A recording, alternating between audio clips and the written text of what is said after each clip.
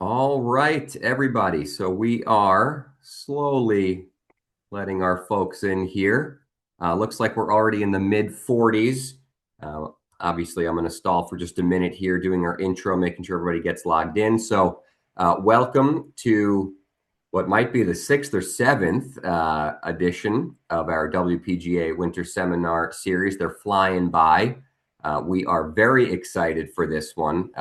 Again, it's an AI based one. That was probably the number one topic that came up, whether it's AI in helping me manage my club or grow my socials. This one happens to be with instructions. So, before I intro our guest today, just some ground rules of the lobby.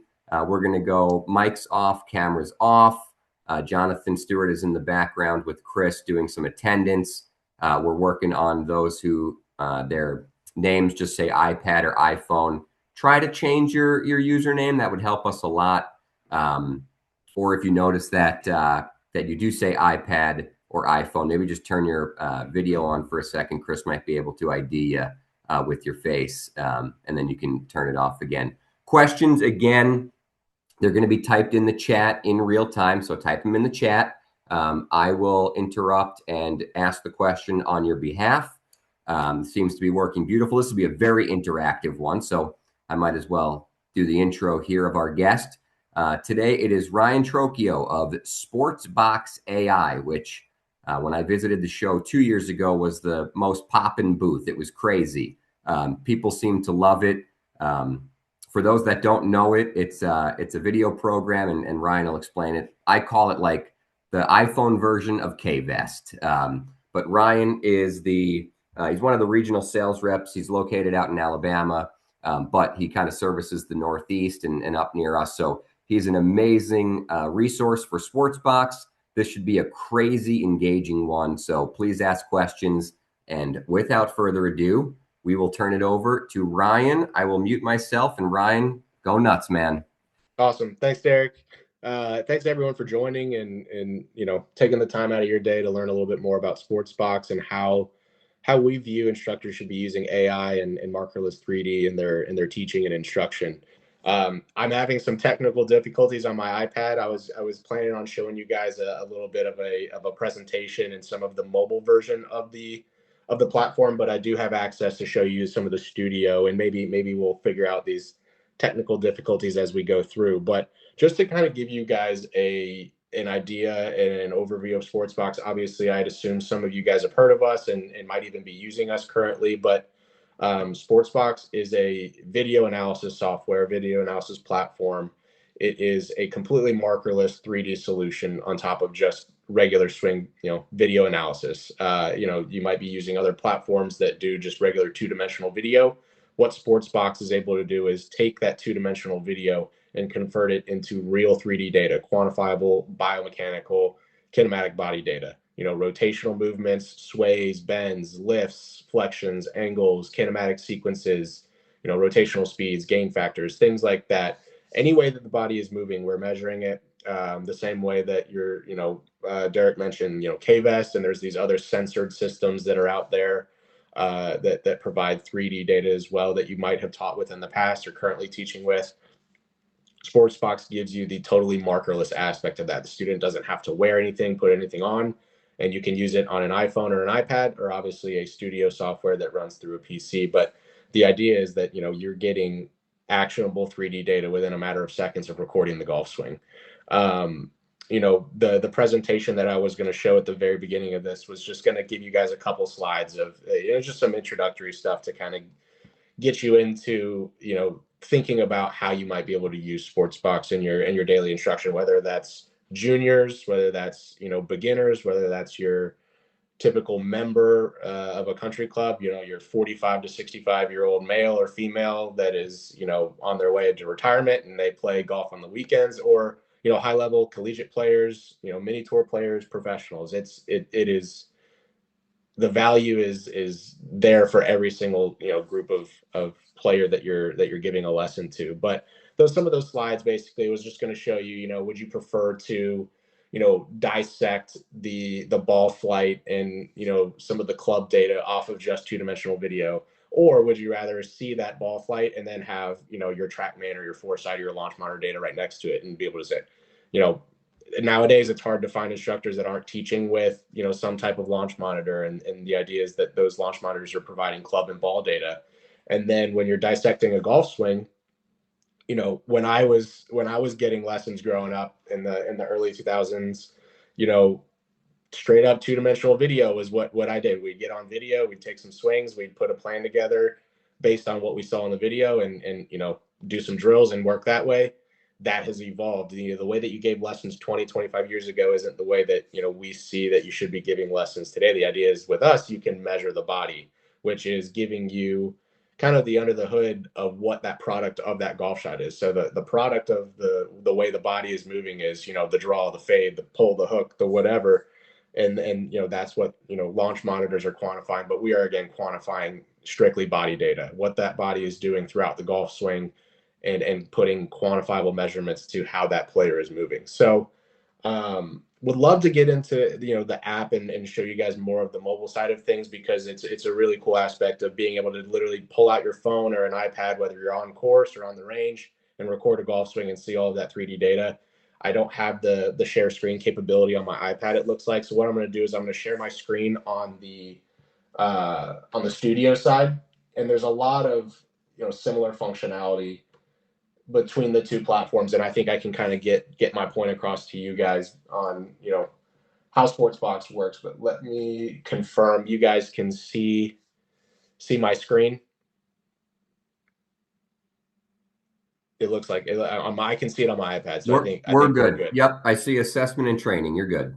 Perfect. So the idea again with Sportsbox is that we are providing all the regular two-dimensional video analysis that you would typically give your lessons with if you're not already familiar with 3D or already using 3D in your teaching. And before I jump into the assessment mode versus the training mode and everything in the studio, want to kind of emphasize what the mobile app also gives you. So the our entire system of whether it's studio and mobile is all cloud based. So if you are an instructor that teaches inside and outside and you wanted to use both systems, those systems speak together and they sync together. So you could be giving a lesson outside on the range and recording a couple swings with your iPhone on the range. All of those swings are going to automatically go to the cloud and then be transferred over to the studio version, where you'll be able to assess all of those swings that you took outside in the studio software, and then vice versa. You could be inside giving lessons in the studio, and everything that you do in the studio is going to transfer over to your mobile device, whether that's an iPhone or an iPad or both. And then again, the idea is that with Sportsbox, we're going beyond just data and swing analysis. We're giving you as the coach the ability to become very, very engaged with your student, communicate through our mobile platform with your students. You can send them goals, you can send them drills, you can communicate, send them messages. When you are connected to your students in Sportsbox, they will be able to see all of the lessons that you guys are doing together, any post lesson recaps or analysis that you're sending to them, they'll be able to see in their side of the app as well. And then if they are actually going out and practicing themselves and using the app, their swings are going to pop up on your app and your platform as well. So you can actually keep tabs on your students, see if they're working on the right things. If you assess a student's swing and you say, hey, I'm going to create a measurement goal for you if I want you to work on getting more chest rotation at the top of your swing. You as the coach have the ability to fully customize that goal in Sportsbox, set the parameters that you want the student to work on.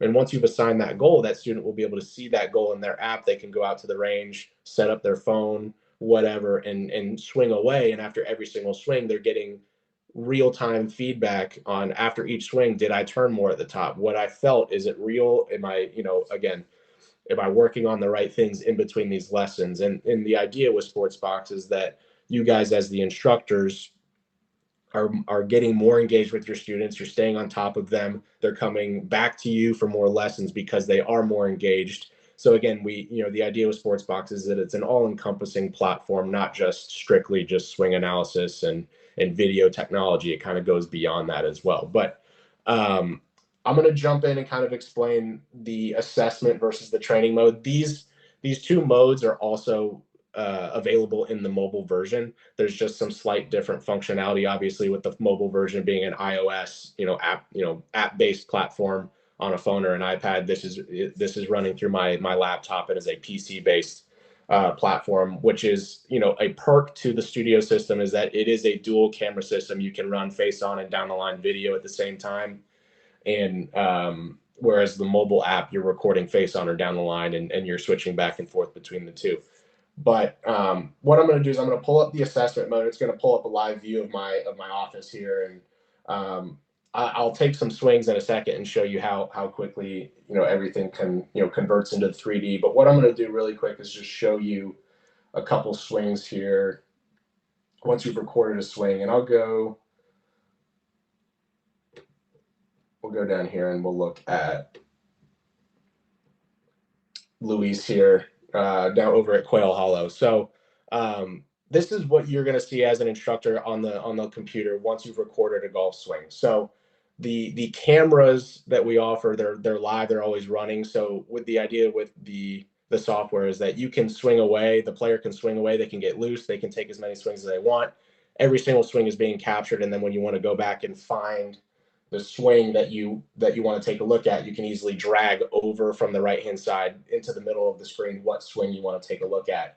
And once you're on this screen, you can obviously see two-dimensional video on the left-hand side of the screen, a 3D avatar on the right-hand side. Some data is also on the screen as well.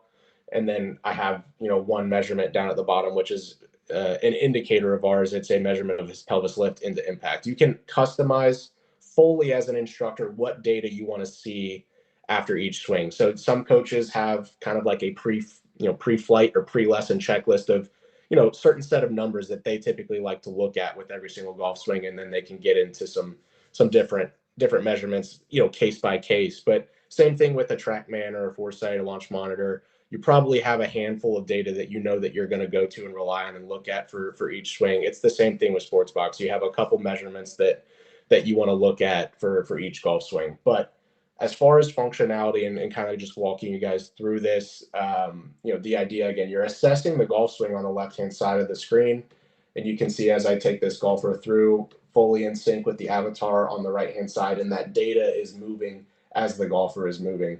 You have the ability to draw on the two-dimensional side of things. You can draw lines, if traditional two-dimensional drawing tools. You have the ability to zoom in and zoom out as well on the video. And again, truthfully speaking, some coaches like to just fully assess the golf swing in 2D without looking at anything 3D and then pull in the 3D later. You can absolutely do that as well. If I click on 3D here, it fully removes that 3D avatar in the data, and you can, just traditional two-dimensional analysis. But obviously, the idea is once you've established a movement flaw or something that you're trying to work on with your student, you bring in that 3D and find the one or two measurements that we are quantifying that kind of speak to what you're trying to fix with that student. And then you have a benchmark, kind of a starting place with this person, and you can, track your progress and measure as you're working with this student moving forward. I'll kind of stop there. Are there any questions yet, Derek, or should I just keep rolling with it? So far we're good. Okay. I say you keep going. I'm assuming you're going to break down the swing, and I think as you're breaking it down, I'm sure there's going to be questions on it.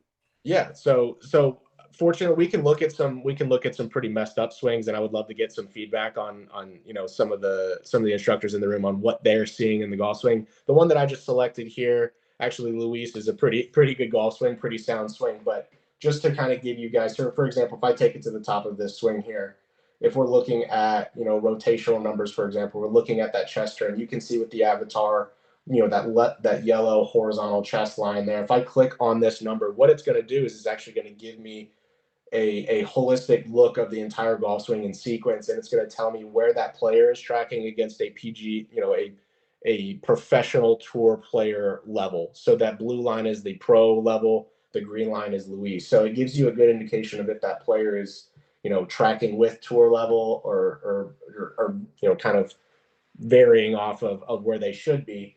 And we know that not every single player is going to be able to move like a tour player or fall within a range of a tour player, but those ranges are there to kind of give some guidelines of, here's what this player is doing, and then here are maybe some discrepancies and some things that you might want to kind of assess and look at based on what the data is saying. So Ryan, I do have a question. Yeah. I'll speak on behalf of the group. So is there any pre like certification we would need, or for guys who are a little intimidated and they go, Yeah, yeah, I know what X factor is.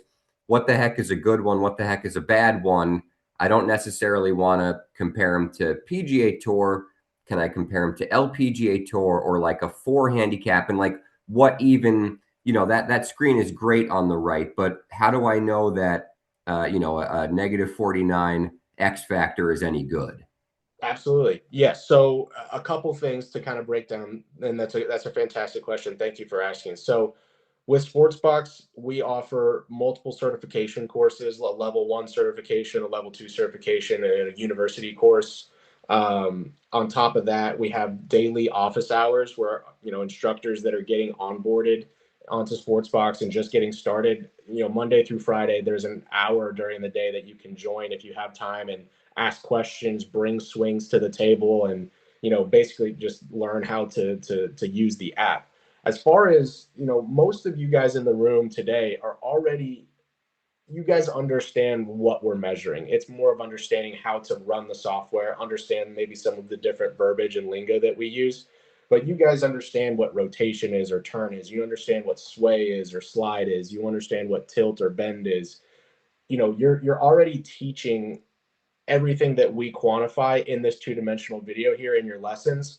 We are just putting a number to it. Again, it's the same way that a launch monitor is quantifying club and ball data, and using launch monitors had a little bit of a learning curve to kind of incorporate into your teaching. We view it as the same thing with Sportsbox, where again you're already assessing this golf swing on the left hand side of the screen here, and you're finding those movement flaws and those things that you want to fix.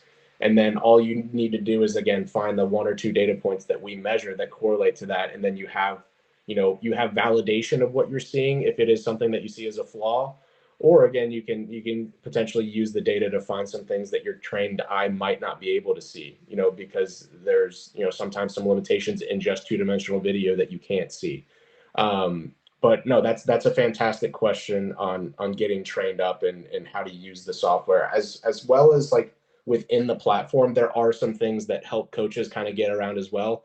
Not so much in the studio software, but on the mobile side of the software. When you click on any of these tiles, these chest turn or X factor or sways or whatever, if you click on the tiles themselves in the mobile app, what it actually does is it provides a definition of what we're measuring. So it tells you what it means when the number is negative, what it means when the number is positive, how it's being measured, stuff like that. So in the app, there is kind of like a bit of a tutorial in a sense where it gives you definitions of what we're measuring, how we're measuring it. Another really good way of viewing what I just showed you, for example, this chest turn graph that I'll show you again, another really good way of viewing that in the studio software is if I exit out of this and click on the graph button at the top, is that it's going to pull up a different view of exactly what we were just looking at. So you can imagine that same line graph that we were just looking at. This is almost in a bar style format of that same view, where if I go back to chest turn, for example, I can see, Luis is, slightly under rotated at the top of the swing based on what our tour range is. And you can see the numbers below are those ranges. So the range that we see for most male tour players with a 7-iron at the top of their swing is 88 to 98 degrees, and Luis falls at 81 degrees, and it's a red number. So there is some color coding involved, where if you see some red numbers, there might be some issues there. But again, I caution coaches not to see red and immediately think it's bad. It could be unique to that player's swing. It could be a superpower of theirs. If I were to pull up Scotty Scheffler on this platform and show you his pelvis sway numbers would be red across the board, because he is moving his lower body much further towards the target than a quote unquote tour average was. And he's got red numbers from the top of the swing all the way through impact. And you're not going to tell, hey, Scotty, we need to back that pelvis sway up a little bit. We need to stop sliding so much in transition. He's the best ball striker in the world. So we encourage coaches to use the data as a quantifiable measurement, and use the ranges in a sense to is it good, or is that red number something that actually needs to be fixed or looked at, or is that an outlier where that's a positive for this player, that's how their body moves, so on and so forth. Did that help a little bit, Derek, with your question? Yeah, fantastic. Absolutely. Awesome. I'm going to click 3D right here to go back to that same view that we were just in, just to show you guys really quickly the numbers that we do measure, and how you can fully customize what you want to see on screen here when you do record a swing. I'm going to click the numbers tab in the bottom right-hand corner, and you can see on the left-hand side is all the different measurements that we have, rotational movements. So if I wanted to remove X factor and just leave pelvis and chest turn, I click on that tile, it turns back to black, and that means I won't see that tracker. Pelvis and chest side bend, chest bend. So the difference between the two, chest bend is going to be the forward or backward movement of the spine. Side bend is going to be more of a tilt or a bend measurement in relation to the two AC joints in a horizontal plane. Sway, so literally any lateral movement of the pelvis, chest, head, knees, hands.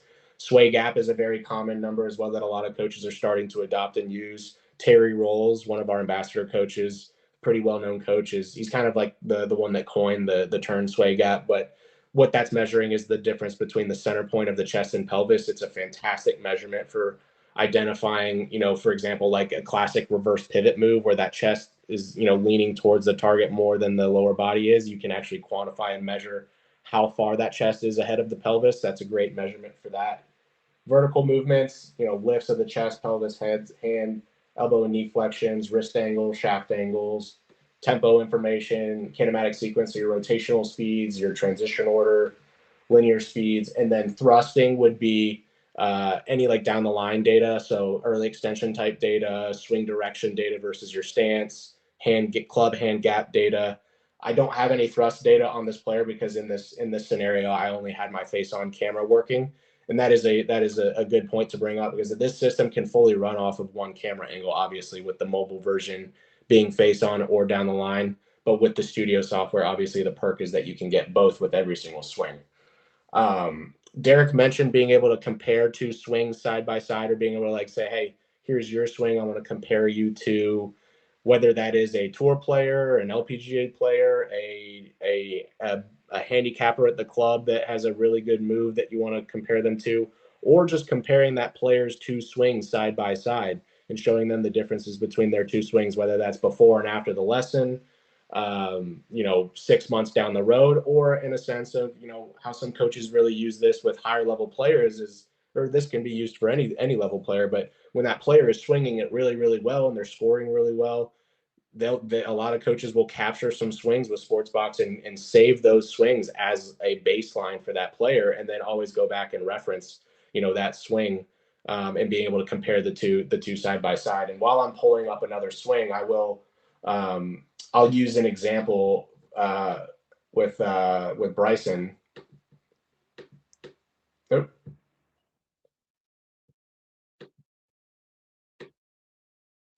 Oh. So we started working with, Dana Dahlquist has been, an ambassador and a Sportsbox user since our inception. And he was always using Sportsbox with Bryson. But Bryson wasn't using it himself or looking at the numbers himself. But a couple years ago, about 2 weeks before the U.S. Open, Bryson asked us to come out and basically record a bunch of his swings. He wanted to know what was producing his kind of push fade right miss. And this was at the Live Houston event a couple weeks before the U.S. Open at Pinehurst. So we went down, we recorded, hundreds of swings.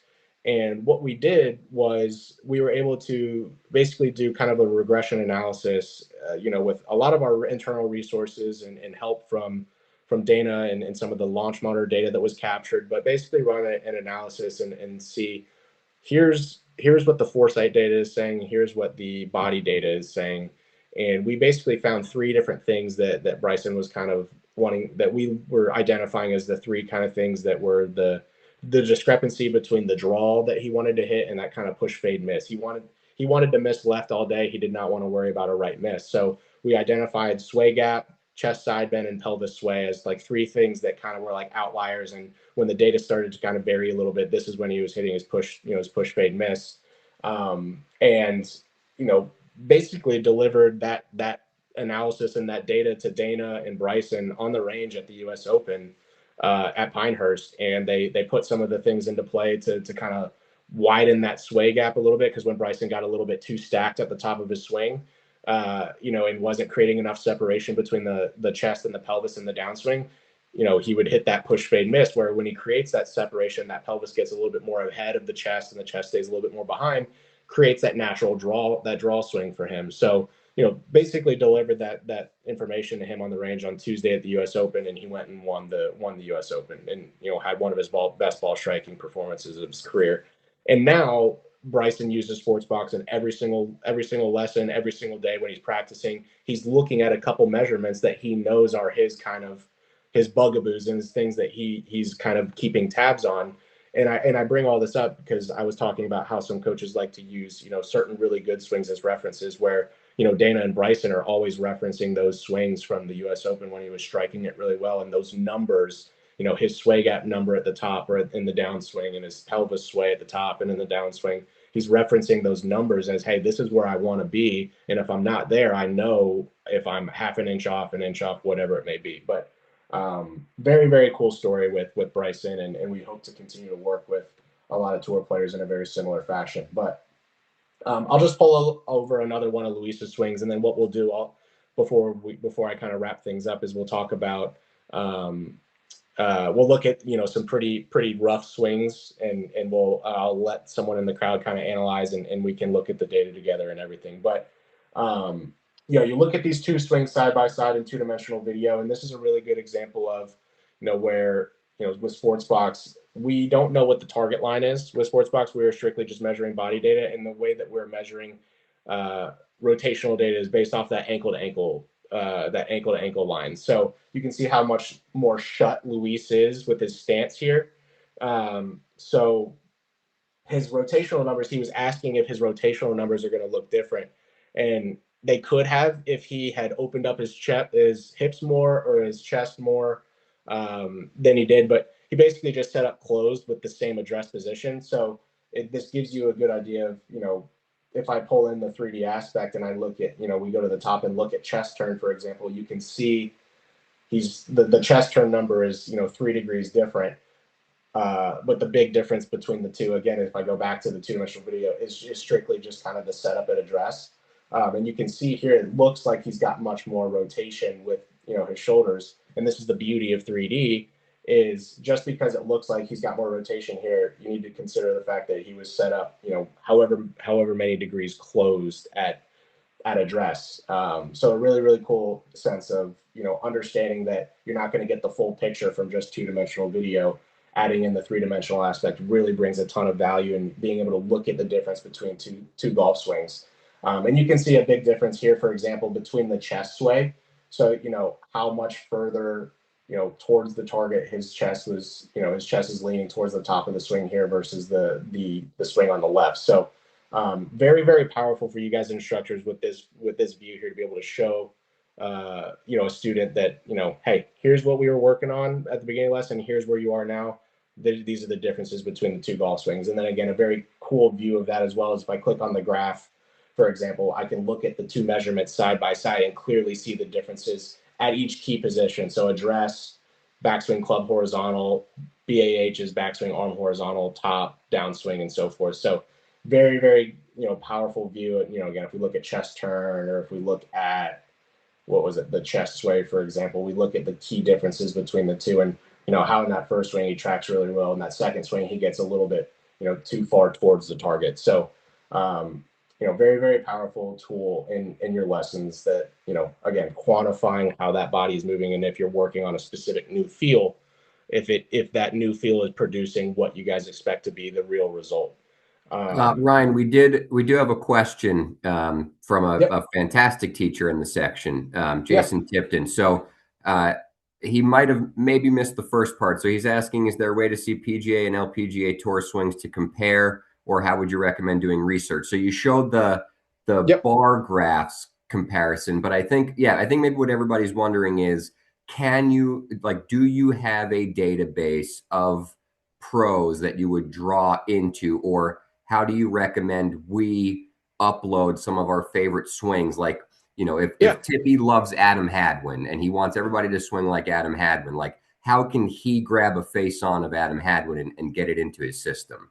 Absolutely. Great question, Jason. And I think Jason might be already a user. I recognize that name, but that's a fantastic question. So we don't have only swing that we have the rights to kind of have in, living within our platform is Bryson. We have an agreement with Bryson, and we have like a Bryson collection that you can use as comparisons. But not a lot of instructors. He's got a unique swing. Not everyone wants to use Bryson as a comparison. So what we allow coaches to do is import swings into the platform, whether it's on the mobile side or the studio side. You can import golf swings into our system as long as those videos are slow motion or 120 frame per second videos. If it's a normal like iPhone video, 30 frames per second, it won't convert into the 3D avatar because our model is 120 frame per second, 3D model. So for example, what I'll do just really quick and show you is I have created some kind of like fake tour accounts. So like, for example, Scotty Scheffler,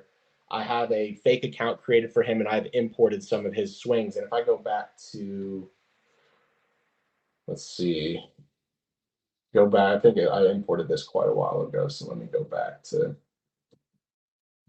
all of his swings. And while that's pulling up, I think of this one down here. Yeah. So the video recording, it was recorded on the mobile, so it's going to say it wants to go through the analyzation process. Again, I've already done that, so you can see obviously Scotty here, 3D avatar there. So to answer your question, Jason, we have a file, a drive of 60, 70 different tour players, both on the male PGA and live side, and then also on the female side that we can send our clients based on request. Where if you guys request, hey, I want to be able to get some tour swings in, we can provide that drive. And then there's just a very simple import process. So like when you have the student selected on the right hand side over here in the studio software, if you just right click their name, there's a video import option. So if you have the video on your PC already, you can import that in very easily just through the video import option. On the iPhone and iPad side, as long as the video is on your iOS device, like in your photos or videos, you can import them from there as well, and they convert to the same 3D process, whether it's mobile or studio. If you have an old platform that you used for lessons, there's tons out there, that people have used. If you have the ability to export those videos out of those softwares, you can import them into Sportsbox as long as they fit the right frame rate. Or if you have old videos on your iPhone of students that you just have in your Rolodex of photos and stuff, you can import those as well. Does that kind of clear things up for you, Jason? He texted me saying great answer, so we're good. Perfect. Love it. So, while we're on Scotty, for example, I was talking about his pelvis sway. If you look at Scotty and I click on his pelvis sway here, you can see where Scotty is and where our tour average is. And, you see that's a pretty big dispersion or discrepancy between where we see the average tour player fall and where this player falls. But this is a really, really powerful example of not every quote unquote, red measurement that we have in sports boxing that, shows up red is a bad movement. That is, clearly a superpower for Scotty. You can see, how well he gets into his lead side and, keeps the club face square through impact. And, best ball striker in the world, by far best player in the world. He's got red numbers across the board. You look at, for example, a guy like Joaquin Niemann, his side bend, and his head drop at impact is, wildly different than what we see as a quote unquote average range. Another great example of not everybody is going to move like a tour player, and going to that and saying, okay, not everybody that is on this call teaches high level players or teaches collegiate players, tour player. They might be just teaching your average, 15 handicap member, 20 handicap member, weekend warrior. How do I, is my student always going to have to compare themselves to these tour averages? And that's a fantastic question. We get it all the time. And the reason I bring that up is because we allow you guys as coaches to fully customize a kind of like a training goal for your students and things that you want your students to work on. So first and foremost, if I go all the way back to the home screen here, um, there's an assessment mode and the training mode. So assessment is where we originally were, where we were assessing the golf swing, taking golf swings, analyzing them. The training mode is where you're going to spend, time where you, after a swing and after you assessed it, you find something that you want to work on with a student. This is where you can go into the training mode and really key on one, maybe two metrics that you want the student to work on. So we have a preset training list on the left-hand side, some very basic things like if you're working on alignment at address and you're just working with a very, truly a beginner that has a hard time setting up to the ball consistently, you can work on aligning the ball at address in a consistent manner. Or if you've got someone that sways heavily into their trail side, stay more centered in the backswing. Some very basic goals that we have set in here. But if you've identified, maybe you've got a 65-year-old member, they've had a shoulder surgery, they can't rotate like a tour player can at the top of their swing, but you are trying to get a little bit more out of them, whether that's hip rotation or chest rotation. You're just trying to get them to rotate a little bit more to help them generate a little bit more power, get into a more, better position at the top. Whatever it may be, you can fully customize the goal. So I have myself pulled up here in my account, but you can, very easily search for the student in your, in your system, find the student, hit submit, and then their name will pop up right here. And what you can then do is click on custom goal, enter the name of the goal. So let's just call it pelvis, let's call it less pelvis sway, or whatever you want to call it. You can enter a description, of the goal, or maybe you have like a specific type of way of describing how you want them to feel like they're doing less pelvis sway. You can enter that description in the goal there. I hit this plus sign here. You can Ryan, see I'm all going of to the. interrupt very Yeah, quickly. absolutely. Tammy asking a question. She said she may have missed it at the beginning. If you're using the app outdoors, so I'm assuming on like an iPad, do Mm-hmm. you need two cameras in order to get the 3D? My answer would be for them, I think no, it automatically turns 3D, but you're missing. There are very certain things you're measuring down the line versus face on. So I'd maybe answer that though. Correct. Yes, absolutely. So that's a fantastic question. So with the mobile version, and whether it's mobile or studio, you only need the face-on camera angle to be able to get that golf swing into 3D. Adding the second camera doesn't improve the data or provide more data or anything. There's additional data that you can get from the down the line camera angle, like thrust movements, early extension type movements, whether that's moving away or towards the ball, swing direction data, club hand gap data, stuff like that you're going to get from the down the line camera angle that we do not measure from the face on camera angle. So that's a fantastic question. Um, I hope I answered that. But yeah, with the mobile version, whether you're on the range or on the course or even inside using the mobile software, you're going to record from face on, and then if you wanted to record from down the line, you would just move down the line and record an additional swing. They would produce two separate swings and would produce two separate sets of data. Very good. But also, to answer Dare's question, and I should have showed this earlier, from that face on camera angle that we were looking at with Scotty or Luis before that, you can fully rotate that avatar 360 degrees, and you can view that avatar, that 3D avatar, from behind, from below, from above, from the target, from down the line. You can view that avatar 360 degrees, and I'll show you that here in a second, just so you can get a better idea of what that looks like. But I'm going to click on pelvis sway as the measurement that I want to train on and have this person work on. And let's just call it, I want it to be better at, P2 or backswing club horizontal. You can see when I selected that club position, our tour range auto populated in that field. But again, where you have the ability as the coach is to fully, set the parameters that you see fit for that player. So maybe they're swaying 6 inches into the trail side, and maybe we just want to try to get them to 3 or 2 inches. And you can manipulate this by moving the bar to whatever you see fit.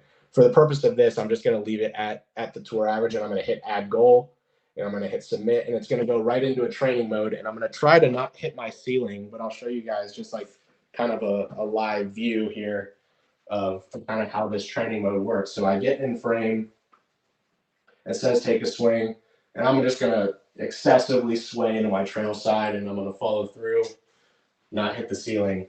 And the beauty behind this is you don't have to be hitting a golf ball. I know a lot of instructors use this feature in a sense where like, we're not going to introduce the golf ball right away. I want you to kind of master this new feel or this move that I'm going to have you working on. And after every single swing, we're going to see what we did there. So I obviously swayed 3.7 inches into my trail side at P2. If I wanted to view that golf swing, I can click view analysis at the top, and it's going to take me right back to where that assessment view where I can see the video, I can see the avatar. And this is where I was talking about, where you can actually move this avatar 360 degrees, and then up at the top are your different camera angles. So from behind, from down the line, from the target, from the top, from the bottom. So that's your different camera angles. And after you've looked at the swing, if you wanted to go back to the training mode, you can hit this little back arrow. It goes right back to the training mode. So now that I've seen that I swayed 3.7 inches into my trail side, I know that was still too much. So maybe I try to do less, and I do a little bit less here. And the idea is, again, I felt like I was doing something. I saw the product of what I was doing. I swayed 3.7 inches. I knew that I needed to try to sway less, and that hopefully I was able to do that here. And then voila. So now I feel like, okay, I nailed that movement. And the idea is I can continue to kind of swing away and track my progress throughout this entire practice session. And then the beauty of this is that that entire session is saved. It transfers over to the mobile side, so that student can see that entire practice session on their mobile app. They can go in and say, track their progress, see how they're tracking towards that goal. And then, maybe that student comes back 2 weeks later and you guys just so happen to have to kind of keep working on that same feel. You can go back to that same training mode, and all 20, 30, 40 swings that you took in that last session are going to still be right here. And you'll kind of be able to continue to build off of that previous practice session. So that's kind of how the training mode is really beneficial. And that same training mode is also in the mobile version as well. It's called, I believe it's called practice mode in the mobile version, but it's called training mode in the studio software. But that is, kind of the rundown of Sportsbox. I'd love, we got 17 minutes. I would love to maybe bring up like a pretty gnarly, golf swing here, and have some coaches assess, or if we have a bunch of questions already, would be happy to answer some questions. Let's do a swing. We'll Okay. have we'll have some of our top instructors in the state here because we've got 55 in the chat, so I'm sure a bunch of them are fantastic instructors. Bring up a really wild one. Let's do it. We can get super interactive in the chat. People just put what they think is wrong, and then we'll see how their eye, I guess, compares to Sportsbox. Let's do it. All right. I am gonna try to find one that'll be fun to kind of mess with here. Um, mm, mm, mm. Let's see what we got with Rich. No, I might have actually all the best swings underneath my account. Let's see what I got here really quick.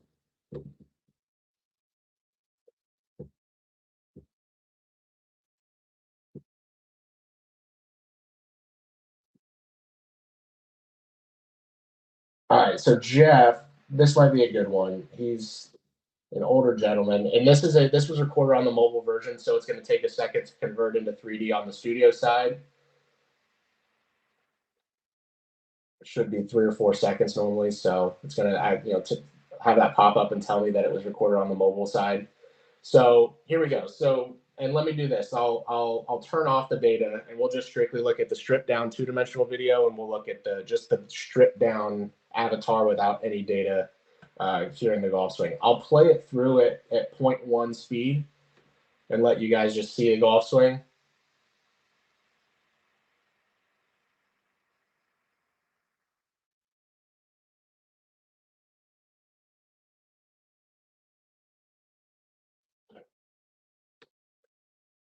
All right. So, the first things that I see, with Jeff here, and again, please, put in the chat what you guys are seeing, what you would want, what numbers you might want to see. But, initially what I see is I saw quite a bit of lateral movement that way with the upper body and the lower body. In the way that, a lot of coaches might see that would be, if you set up, some visuals here with the lower body, we take it to, P2 or backswing club horizontal, you can see how kind of like into his trail side he already is. That would be a great pelvis sway and chest sway measurement that we could look at and see where he falls. Ideally, we probably want him to stay a little bit more centered and try to stay within those red lines. If not an instructor myself, I played at a very high level. I played in college and dabbled in the professional world for a little bit, but I think I know what I'm talking about. Would love to hear any opinions that you guys are seeing, and then obviously I'll take this through each key position while the questions hopefully start to flow in, or or responses start to flow in. But yeah, Derek, has anybody raised their hand? Or No, please don't be nobody's shy. brave enough to put their analysis on this. Maybe I'll give us one, and I could be totally wrong. I don't care. Looks like the lower body on the backswing. I know you mentioned that it slides backwards quite a bit. Doesn't look like he has much, I guess what we would say like depth, like trail side depth. And maybe he does, but on the 2D and especially at impact, it looks like his hips have kind of gone nowhere. Maybe specifically at impact, it looks like his hips have gone nowhere in terms of rotating at impact. That'll be my first chum in the water for you. Let's look at it. So for pelvis turn, so again, there's a couple ways you can view it. What does this 30-degree measurement mean? Is it too open? Is it too shut? So I click on it, and you're correct. At impact, he's about 8 degrees less rotated than where we typically see a male tour player fall. So you nailed it on his rotation. He probably is a little bit under rotated because of how much sway he has. So if I were to pull up his chest sway, you can see that early movement. He kind of gets into a better position once he gets to the top and into the early downswing. But I think a lot of the limited rotation is probably a product of how much he's swaying into his trail side early. Um, and then another view of that same thing, if we wanted to look at, that pelvis turn versus the line graph, and you wanted to get more numerical values associated with it, you would click Mm-hmm. on the graph and you would see that. So we go look at impact, and you can see, the tour range is 32 to 43, 44 degrees. He's at 30 degrees. So he is under rotated with his hip rotation at impact. That's a Yep. good So assessment there. So Jason, yes, he is. He let me know in a private text. He was a day one adopter. So Jason said he generally likes to start with pelvis/chest sway and sway gap. So he's a big sway gap disciple. Love it. If slicing is a big problem, he wants to see more of a negative sway gap. So maybe we can see what negative sway gap at the top would look like, or is this gentleman in the frame achieving that? Absolutely. Let me clean up some of these numbers that I have in here. That's fantastic. I love that Jason spoke up. So I added sway gap in there. Let me go back to face on. So let me give you guys a good idea of what sway gap is. So sway gap is the measurement of the center point of the chest and pelvis. So our sway is going to be zeroed out at address. So wherever that body part is, that center of that chest and that center of that pelvis are zeroed out at address. But sway gap, there's a discrepancy there. So it's negative 1.4 inches of sway gap, because there's that difference between that yellow vertical line that you kind of see behind the shaft there, and that blue line is the center of the chest. So it is a negative number. The larger the negative number, the more that chest stays behind the pelvis. If you ever see a positive number, that means that chest has gotten in front of the pelvis. So to Jason's point, typically when you see a big slicer of the golf ball, they have that classic move where they get to the top. In a sense, this player actually does the opposite. He actually creates a pretty large sway gap at the top. But a classic slice move is to stay very stacked through, and you can actually see in the downswing how that sway gap actually shrunk from at the top into the downswing. So he has a bit of that classic, stacked move where that center of that chest and pelvis, that number is, a smaller negative number, and most likely going to produce more of a fade, and most likely a slice for your higher handicappers. And then, if you are trying to produce more of a draw ball flight, that negative number is going to grow. You're going to see that chest hang further behind and that pelvis get more out in front. If we look at his sway gap, he gets into, it's a pretty unique sway gap for this player, because most likely because of how much lateral sway he has in his trail side with both his chest and his pelvis. But he has that classic stacked, movement through the downswing through impact, where he's a couple inches smaller sway gap than most tour players, or the average tour player. If we were going to throw in like a classic drawer of the golf ball, and this is more kind of a lot of pre-swing changes for like Xander Schauffele, for example. Xander Schauffele, when he first got on tour, was a heavy draw of the golf ball, specifically with the driver. His sway gap with his driver at impact might be nine and a half inches, where that chest is the center of that chest is 9 inches behind the center of the pelvis, whereas this player at impact is only 5 inches. So that's a great measurement. And then to Jason's other 2 points, chest and pelvis sway and sway gap, those three things are probably three of the most common trackers that most coaches use, and then obviously chest and pelvis rotation are also good ones. Chest lift, so if a player is standing up at the top of their swing, that's a very common one to use as well. So most coaches probably have a pre-flight checklist of about 5, 6, 7 trackers that they are always going to look at. And then based on what they're seeing in this two-dimensional video, they might pull in a few different trackers based on what they're trying to fix. If they've got too much knee flexion, they're too bent, or they're standing too tall, whatever it may be, you can pull in additional data as needed. But typically, most coaches have 5 or 6 numbers that they're typically going to look at for most golf swings. So in your as we have a few minutes left. So in your certifications, if we have somebody who feels really confident with launch monitor data, um, but for the life of them, they can't figure out why the face always seems to get really closed at impact. Do you have, instead of just saying, okay, instructor, here's 85 body data points, does your levels of instruction say, hey, here are the maybe 3 or 4 most common body data points we see when a face gets excessively closed? Like, are you starting to see correlations, and do you train to that?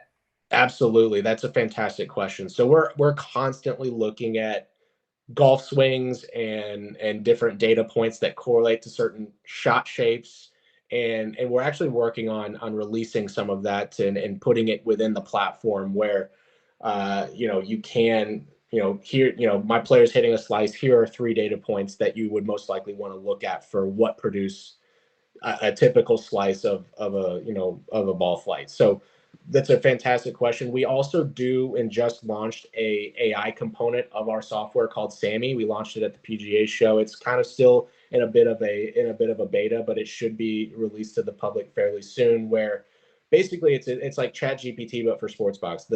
Our AI agent is fully trained on all the Sportsbox data and measurements, and you will be able to talk to our agent and just say, hey, my player is hitting a consistent slice. What number should I be looking at to fix this slice? And just say that into the phone or type it out, and our agent is going to be able to answer anything that you need. And I wish I could show you an example of that on my iPad, on the kind of like the beta version of it. But I don't have that screen share capability for some reason on the iPad here today. But Todd Smith wants to see this avatar from down the line. So aside from what we also, again, we provide all the all the education needed to feel fully comfortable using Sportsbox in the same way that you feel confident using launch monitor data with our certification courses, our onboarding office hours, any additional training that I or another sales rep could provide.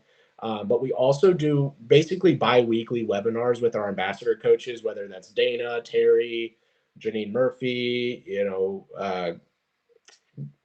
Grant Waite, whoever it may be. These coaches will do webinars with us, and they will talk about how they use it with their everyday members, how they use it with tour players. Terry Rolls did a series on the 9 different swing archetypes, and whether you agree with his philosophies and how he teaches or not, it's really, really powerful and great insight into what numbers these coaches typically look at for different ball flights or for different movements and for different students. Our certification courses will get into that. Not so much the level one. Level one is pretty, kind of entry level, understanding how to function the app, use the app, understanding what the measurements are. And then level two is kind of a nerd out session on biomechanical data, understanding how moving one body part affects another body part and stuff like that. Cool. Let's run it from down the line just to see what that looks like, and then uh, Tammy has a nice little 2-part question. Her second part is exactly where I wanted us to end this, but let's look Perfect. down the line just for 1 minute, and then I'll go into Tammy's question.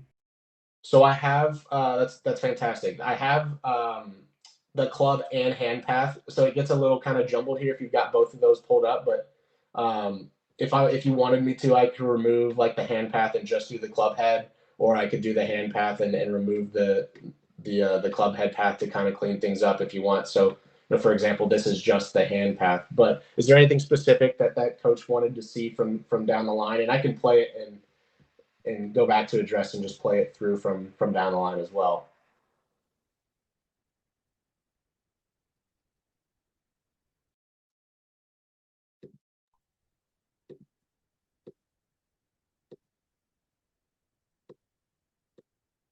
Yeah, so maybe one question then. So we see that the hands obviously got a little further out from the body, right? Got a little more on top of the ball as he swung down.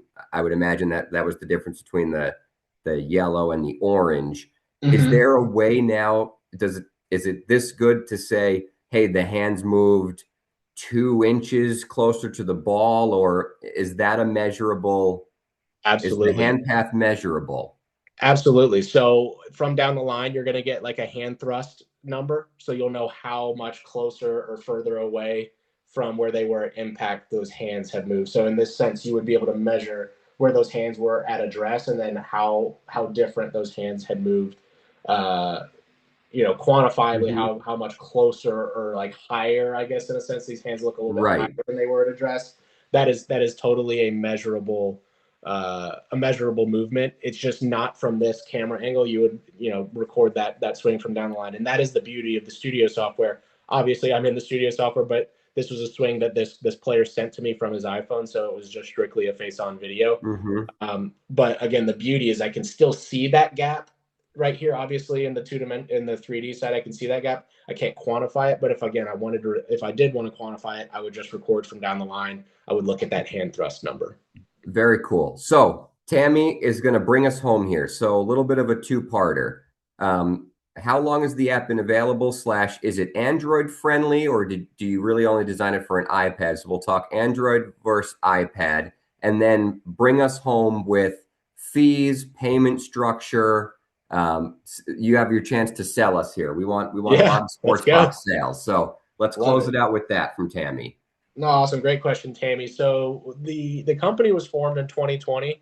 The first iteration of the mobile app was launched in the fall of 2021. So, we're a little over 4 years into, or yeah, a little over 4 years into the app side of things. It's kind of where we started was, hey, we want to be able to give the coach real accurate 3D data in the palm of their hand and not have to put sensors or markers on the body.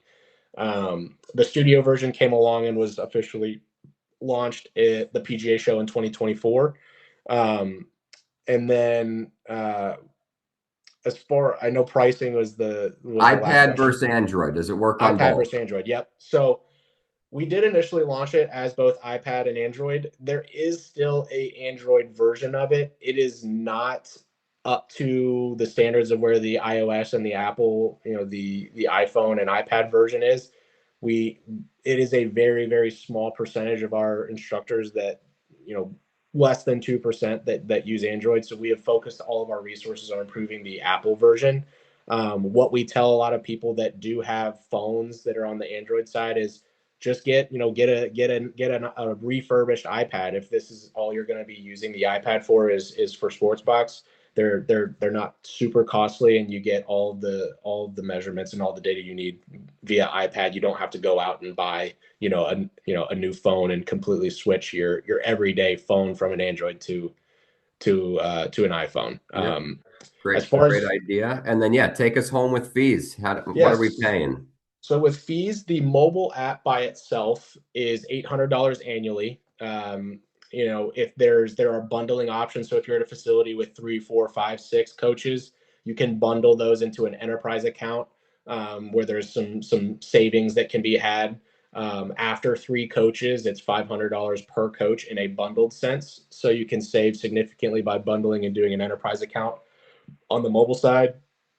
The studio side is a $1,500 subscription annually. And then obviously there are camera fees associated with it, whether it's our hardwired camera that we sell, or we do have an iPhone integration as well with the studio software. So you can actually use the iPhone as a recording device for the studio software. You don't have to necessarily invest in new cameras. That is an added on fee of $500 per year. Um, the bundling, if you're a coach that teaches outside and also teaches inside and has that indoor outdoor facility and also teaches on the range or on course, and you want to be able to have the mobile and the studio, you can bundle them together, and that is 2,000 annually. So you would save $300 on the mobile, because the mobile is 800, studio software is 1,500. You bundle them together, it's 2,000 annually. So I can send over like a breakdown of all the pricing to you, Derek, and you can send out like a mass email to folks, or Yeah, if people. our section will definitely send that with the recording of this session. So that'll go out to every WPGA member. Perfect. Jonathan Stewart texted me. He said he's can't believe it's $800. That's for probably most of us, that's less than 8 lessons, and you've got your money back on it. Love it, Jonathan. I love where your head's at, Jonathan. So he's already thinking of how he's going to bring it to Strawberry. But Yeah, there's a uh, lot more to this, and an hour, is hard to get everything that we have capability of doing, and I know I'm over time, but the idea is that we want to give you guys, the coaches, the ability to really engage with your student and create a more valuable learning experience for the student. And there's more stuff that I could show you within the mobile side of the app and everything with engaging with your students. So if any of you coaches do have interest and want to see a little bit more and maybe have some questions that you didn't want to ask in front of the big group, please get in touch with me. I hope that I will receive your contact info and I'll reach out to all of you. But really excited to hearing from some of you guys and hopefully working with you guys really soon. yeah, absolutely. Thank you, Ryan. 55 was our our peak number of participants. That might be tied for the lead right now. So Let's um, go. that was a big time presentation. Everybody, please make sure you thank Ryan for his time. And that's it. We're going to end it. Ryan, I'll be emailing with you privately. We'll thank you on behalf of the WPGA privately. And yeah, thank you, everybody. Enjoy the rest of your day. Thank you guys. I really appreciate it.